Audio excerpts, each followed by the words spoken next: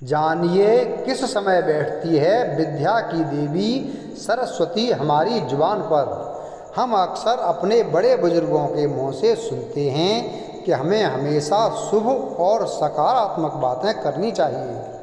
बड़े बुजुर्ग कहते हैं कि किसी भी मनुष्य को अपशब्द और नकारात्मक बातें नहीं करनी चाहिए, क्योंकि क्या पता उस समय उनके मुँह पर माँ सरस्वती विराजमान हो और वह नकारात्मक बातें सच हो जाएं। आइए जानते हैं कि क्या ऐसा सच में संभव होता है। यदि होता है तो किस समय माता सरस्वती हमारी जुबान पर आसीन होती हैं। यह बात केवल कोरी कल्पना नहीं है और ऐसा वास्तव में देखा गया है। जैसा कि हम सभी जानते हैं, माता सरस्वती बुद्धि, ज्ञान और विवेक की देवी हैं। वह शब्द की माधुर्य और ज्ञानवती हैं। वीणा वादनी सरस्वती ने ही सर्वप्रथम सृष्टि में स्वर भरे हैं। ऐसी मान्यता है कि माता सरस्वती से सर्वप्रथम सस्वर की उत्पत्ति हुई और इसी वजह से संसार के सभी नदी नालों और पक्षियों को आवाज़ मिली।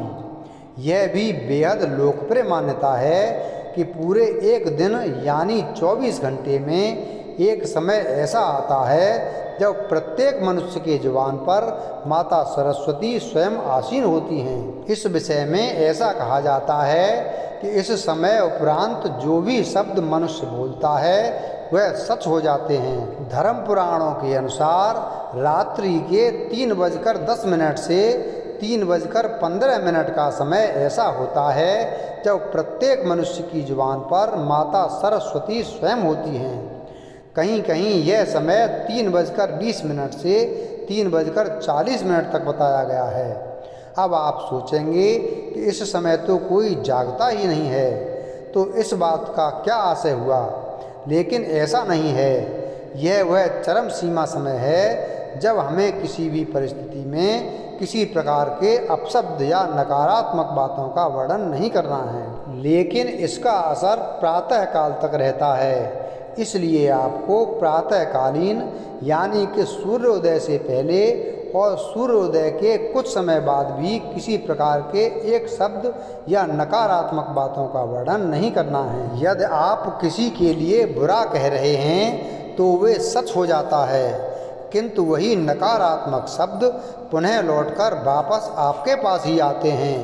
यदि आप इस समय के उपरांत बिना कुछ इच्छा के माँ सरस्वती का स्मरण कर लें तो माँ सरस्वती अत्यधिक प्रसन्न होकर आपको शुभ कार्यों के लिए आशीर्वाद देकर जाती हैं। इस समय के उपरांत बहुत से पंडित ऋषि मुनि यज्ञ कर रहे होते हैं।